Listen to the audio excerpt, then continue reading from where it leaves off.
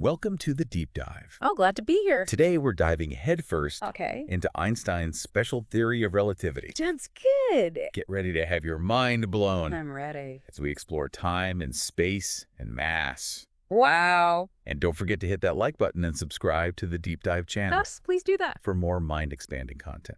Yeah. Let's set the stage. All right. We all learned Newtonian physics, right? Right. Force equals mass times acceleration.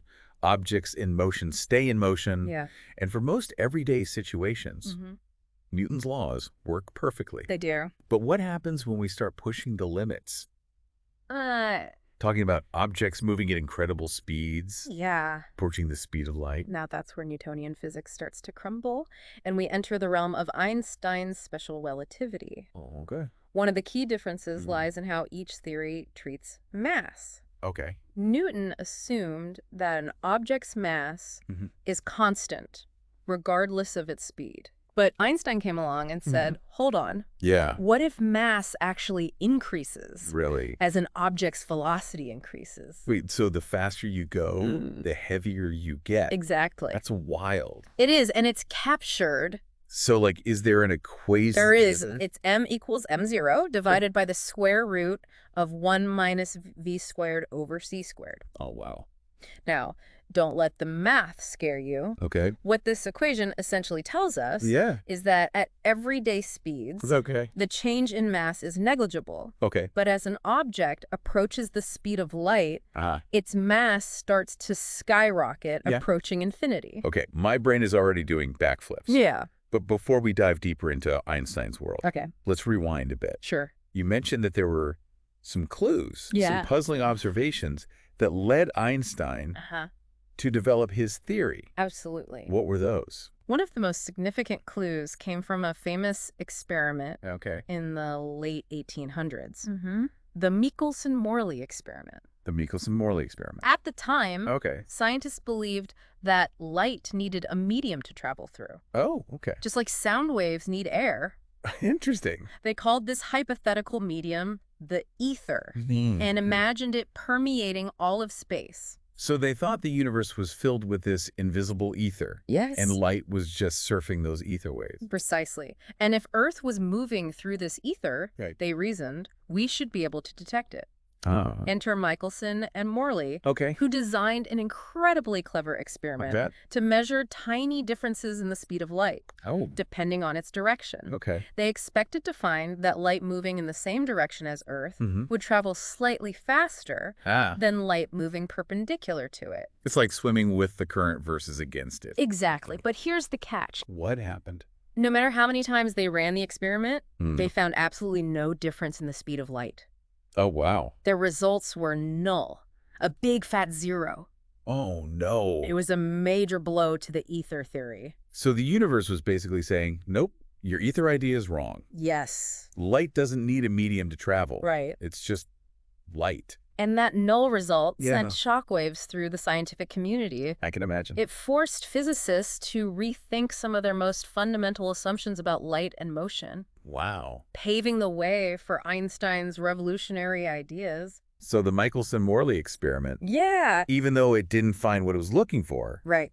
ended up being a catalyst It did. for a major paradigm shift in physics. It's a testament to the power of unexpected results in science. That's true. Sometimes the most groundbreaking discoveries come from experiments that fail in the traditional sense. I see. So it wasn't a failure. No. It just- Well, it led to something else. Yeah, okay. Yep. It led to something much bigger. Okay, I'm starting to see how the pieces of the puzzle were falling into place. But let's get to the really juicy stuff. Okay. The mind-boggling consequences of special relativity. All right.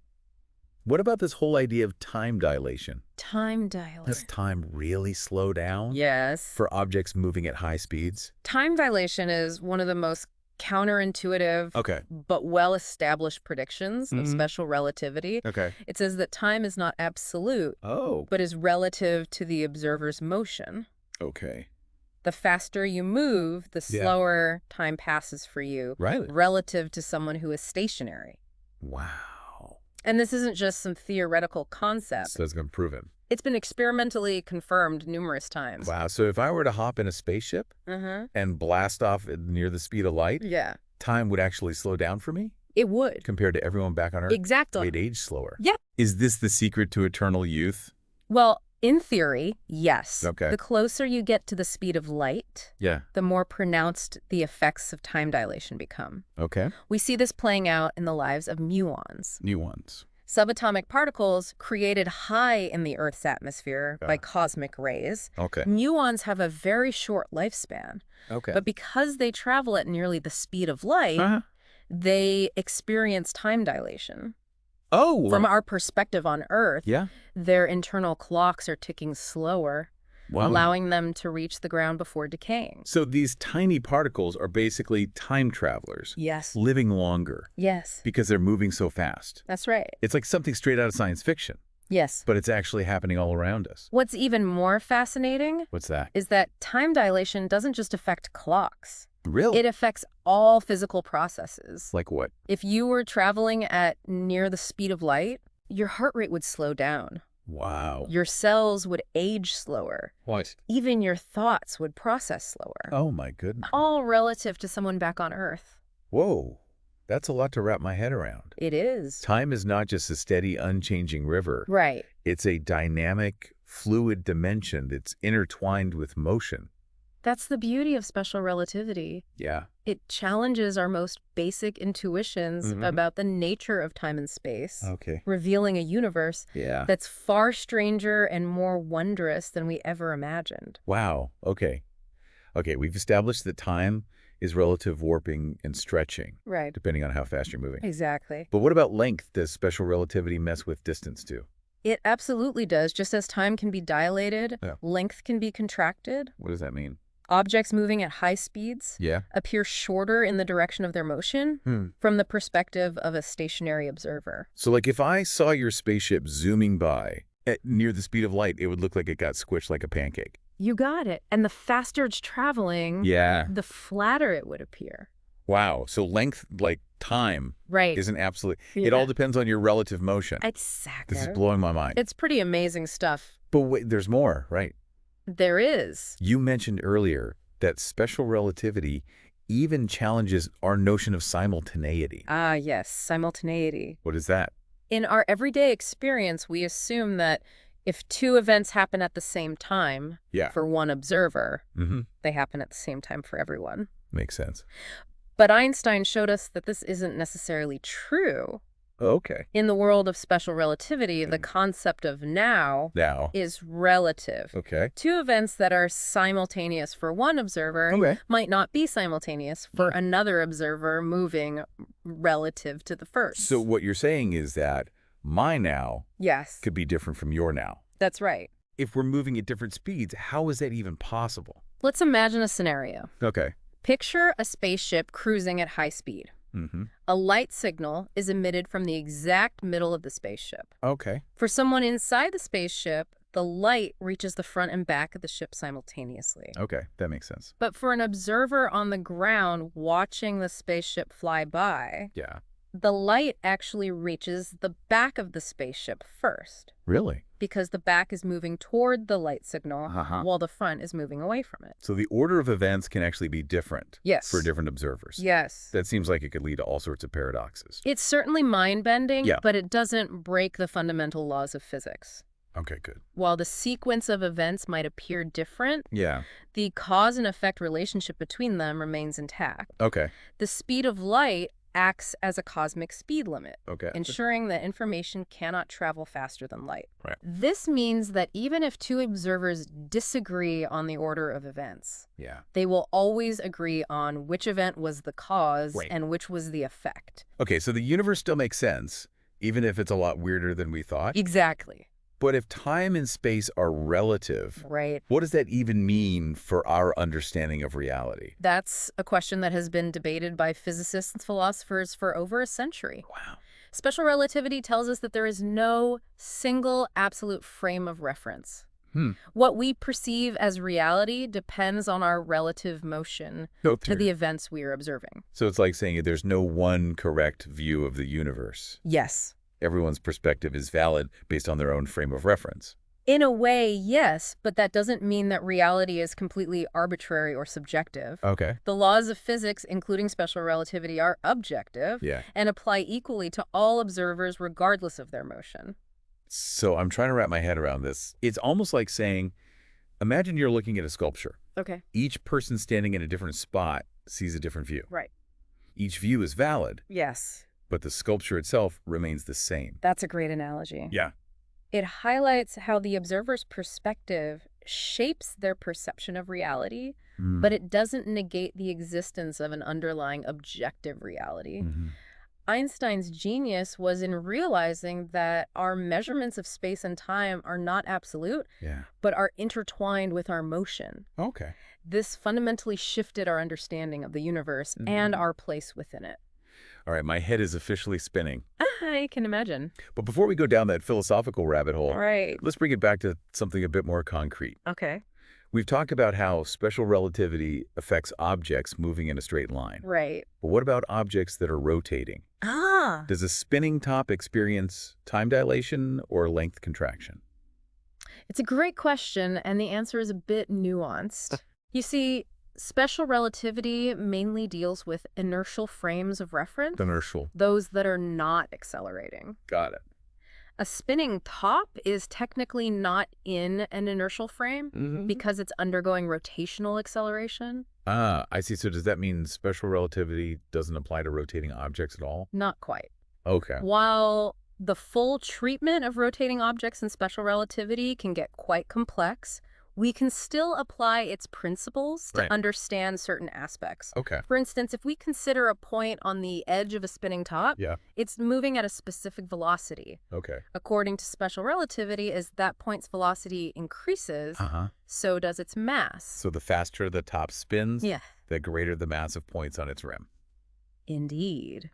However, analyzing the entire rotating top gets more complicated. How so? Different parts of the top are moving at different velocities. Right. And the effects of special relativity will vary accordingly. To fully grasp the dynamics of rotating objects in the relativistic framework, we need to dive into more advanced concepts, like the relativistic description of angular momentum. Okay, so we'll leave that for another deep dive. Perhaps. Perhaps one focused on Einstein's general theory of relativity. That would be interesting. But let's not forget about those peculiar forces that crop up in rotating systems. Yes. You mentioned something called the Coriolis force earlier.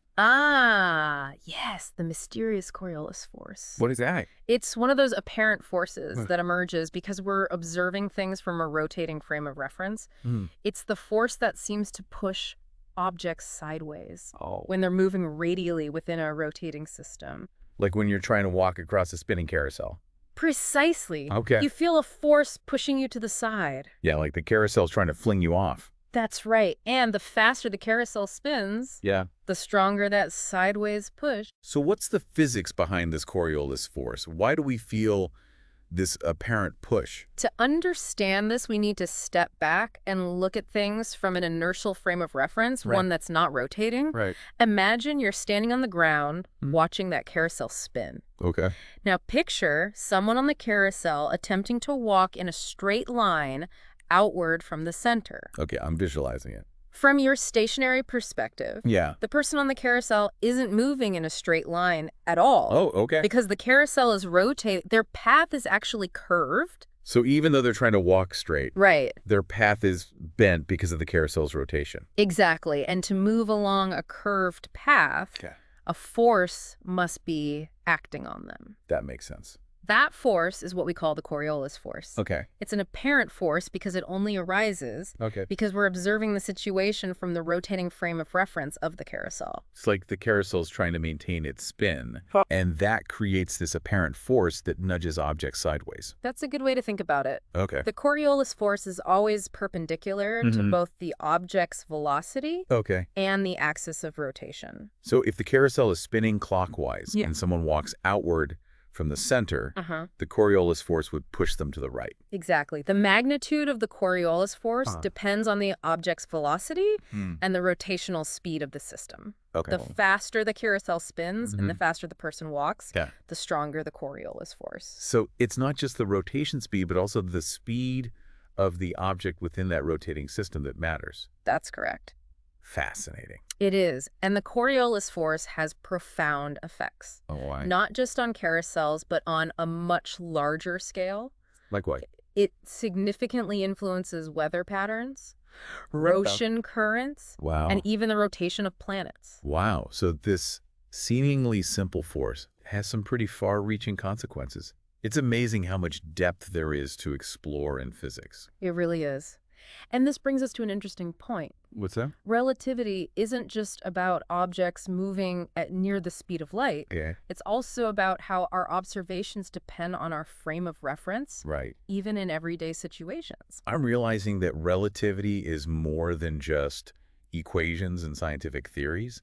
It's a fundamentally different way of looking at the universe Yes. and our place in it. Exactly. Relativity shows us that our measurements of space, time, and motion are intertwined with our relative motion. Okay. And those effects can be incredibly subtle and counterintuitive. Yeah. Yet they have profound implications for our understanding of reality. Well, you've definitely given me a lot to ponder. I need a moment to process all of this. Take your time. But before we do, let me remind our listeners to like this episode. Yes, please do. And subscribe to the Deep Dive channel if you haven't already. We'd love to have you. We'll be back soon with part 3 of our deep dive into Einstein's special theory of relativity, Looking forward to it. where we'll explore some of the even more mind-blowing philosophical implications of this theory. Stay tuned. Welcome back to the Deep Dive. It's great to be back. We've journeyed through the mind-bending world of Einstein's special relativity, It's been quite a journey. exploring how time dilates, length contracts, and even simultaneity becomes relative. It's fascinating stuff. Now, in this final part, Okay. we're going to shift gears a bit Sounds good. and grapple with some of the profound philosophical questions this theory raises. I'm ready for that.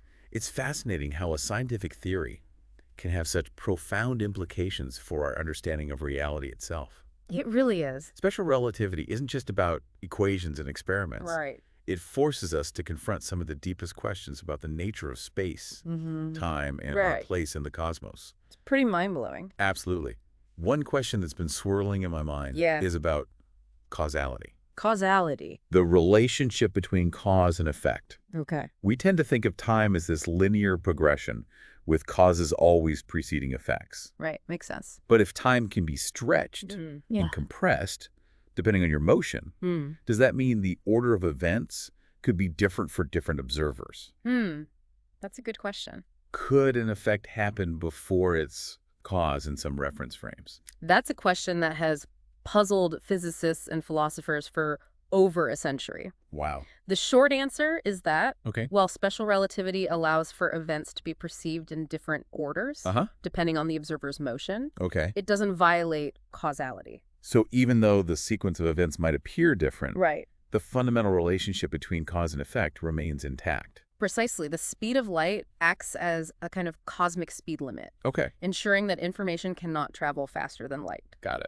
This means that even if two observers disagree on the order of events, they will always agree on which event was the cause and which was the effect. Okay, that's reassuring. The universe still makes sense even in the face of time dilation Yes. and all this relativity. But it brings up another intriguing question. Okay, what's that? If time and space are relative, Yeah. what does that say about our perception of reality?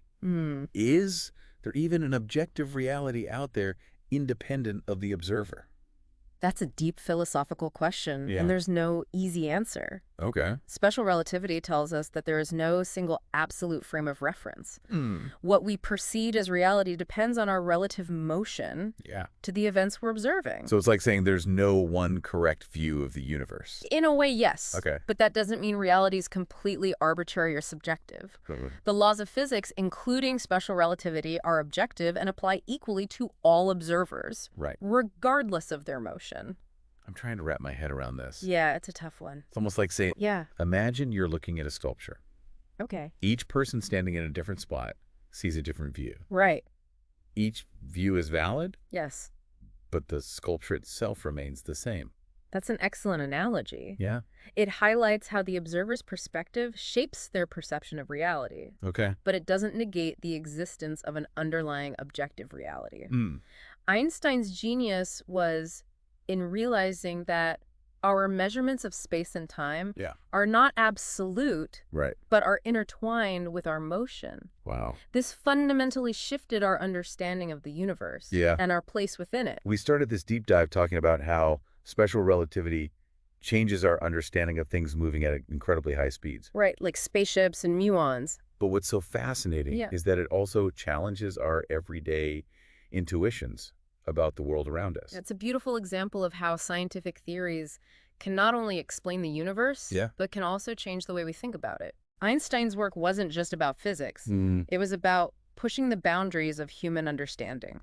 Well, I think we've reached the end of our deep dive into Einstein's special theory of relativity. It's been a great exploration. We've covered a lot of ground, from the mind-bending concepts of time dilation and length contraction to the philosophical implications of a relative universe. It's amazing how much this theory has impacted our understanding of the universe. And I hope we've left you with a sense of wonder and a thirst to explore the mysteries of the cosmos even further. That's what we hope for. Einstein's legacy continues to inspire scientists and thinkers to push the boundaries of knowledge. Absolutely. And to question our most fundamental assumptions about the nature of reality. It's all about asking the big questions. It's certainly been an incredible journey. It has. Thank you for joining us on this exploration of one of the most revolutionary theories in physics. It's been a pleasure. And remember, there's always more to discover, more to learn, and more to ponder. Keep exploring. Thank you for listening to the Deep Dive Podcast. We'll be back soon with another episode and a continuation of this topic.